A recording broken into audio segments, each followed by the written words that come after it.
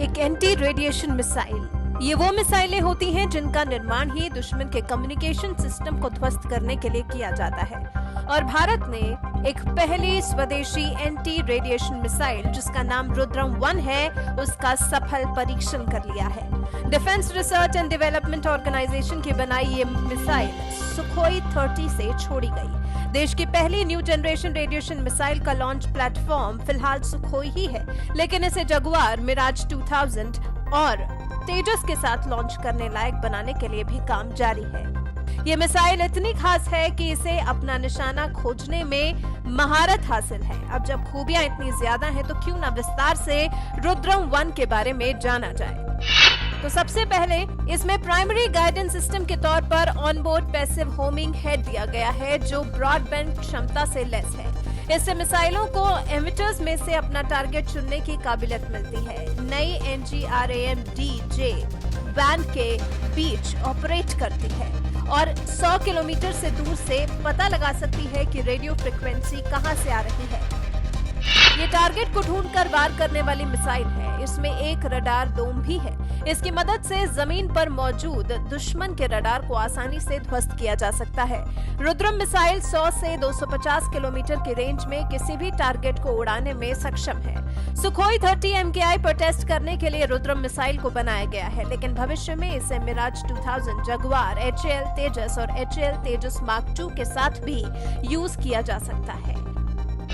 Missile की लंबाई करीब 5.5 मीटर और वजन 140 किलो है।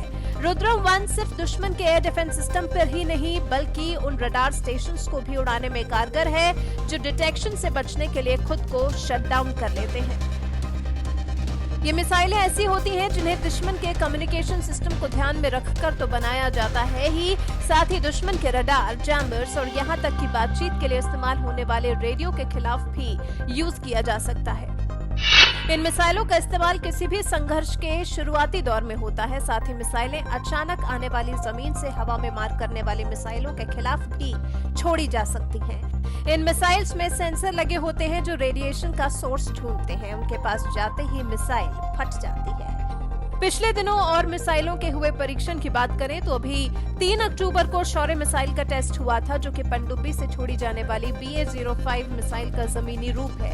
ये मिसाइल 50 किलोमीटर की ऊंचाई पर चलती है। रफ्तार इतनी तेज होती है कि सीमा पार बैठे दुश्मन के रडार को इसे डिटेक्ट, ट्रैक करने और इंटरसेप्ट करने के लिए 400 सेकेंड से भी कम का वक्त मिलेगा। 23 सितंबर को MBT अर्जुन टैंक से laser guided anti tank guided missile का टेस्ट फायर किया गया। मिसाइल ने 3 किलोमीटर दूर टारगेट पर एकदम सटीक वार किया और इसे ध्वस्त कर दिया। 7 सितंबर को हाइपरसोनिक स्क्रैमजेट टेक्नोलॉजी का प्रदर्शन किया गया। अमेरिका, रूस और चीन के बाद भारत चौथा ऐसा देश बना जिसने खुद की हाइपरसोनिक टेक्नोलॉजी विकसित कर ली। बालासोर में हाइपरसोनिक डेमोन्स्ट्रेटर व्हीकल टेस्ट को अंजाम दिया गया। ये हवा में आवाज की गति से 6 गुना ज्यादा स्पीड से दूरी तय करता है, यानी दुश्मन देश के एयर डिफेंस सिस्टम को इसकी भनक तक नहीं लगेगी। वहीं इससे भी पहले 22 जुलाई को 3rd generation anti tank guided missile Dhruvastra का टेस्ट हुआ।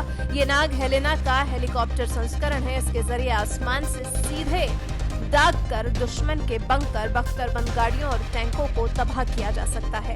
भारत दिनों दिन अपनी रक्षा में तरक्की कर रहा है, रोज के तौर पर नए नए कदम रख रहा है, जिससे कि आगे दुश्मन भारत से पंगा लेने से पहले 10 बार सोचे। और अब जब रुद्रम जैसी एंटी रेडिएशन मिसाइल भी भारत ने अपने देश में विकसित कर ली है तो निश्चित तौर पर दुश्मन देशों को अब भारत से खौफ खाने की जरूरत जरूर है।